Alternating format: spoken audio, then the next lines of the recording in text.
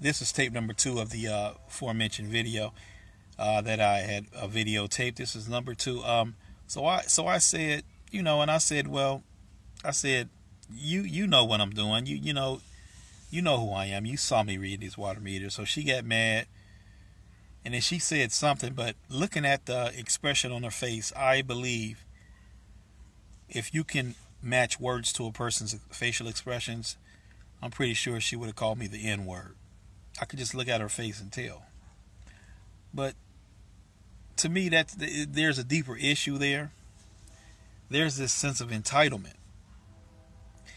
There's this sense of privilege. There's this sense that we have to get permission. I have to get permission. I have to let her know who I am before I can come and read her neighborhood. And it's always this problem, and that it's real. I remember one time I was reading a route in the Castro Valley Hills, and a deputy sheriff was following me for a whole hour, watching me passing by real slow, looking at me. I would get to the corner. There was this new development up in Castro Valley called Five Canyons. Beautiful area, beautiful homes.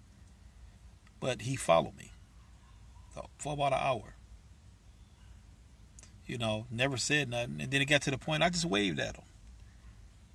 And it's this sense of privilege, this sense of entitlement that creates the problems we have in the world. And I'm not one to be racist. I'm not judgmental. I'm not a mean-spirited person. I get along with everybody. I try to look beyond our differences. In fact, I embrace differences. I love to talk to people and ask them questions and to see how they're thinking, to find out what's going on, to learn about their culture. I'm into that. I stay away from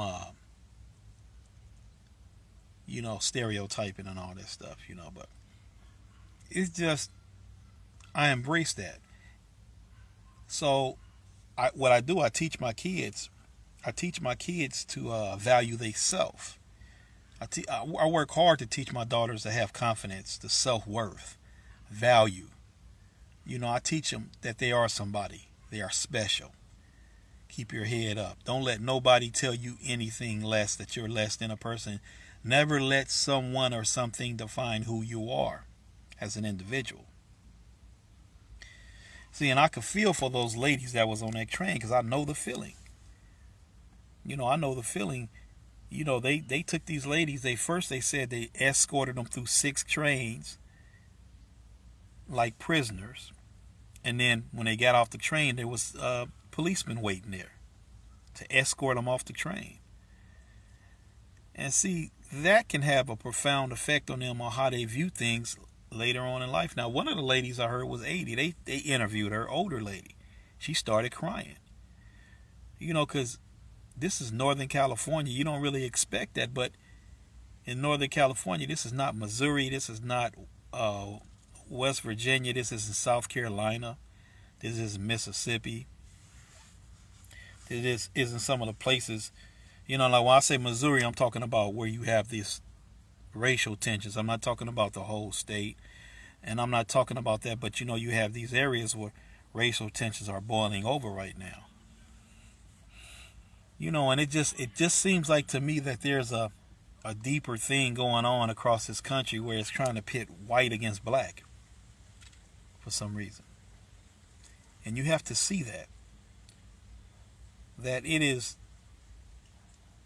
it's just things are happening to try to escalate, it seems like, racial tension right down the middle between whites and blacks. It just seems like that. You don't hear about this with any other race, but it's always white and black. I don't get it. What is it about white and black? I don't get this. And if people saying it doesn't exist, then that just means to me that you have your head in the sand and you don't see it. I think there's a extra aggressive effort to pit white against black. It seems like that. It seems like when Obama was elected, it even escalated racial tensions. And then now you see this. It's in Northern California. This.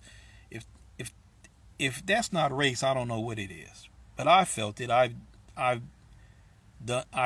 experienced it personally, and it's not fun. So that's just a little video. Like I said, if you have any opinions or comments or what you'd like to share, please share the video. And I would really love to hear your comments on what you think about this situation, and do you think there's a racial divide in our country? Is it overt? Is it something done purposely? Thank you for watching this video. You have a great day.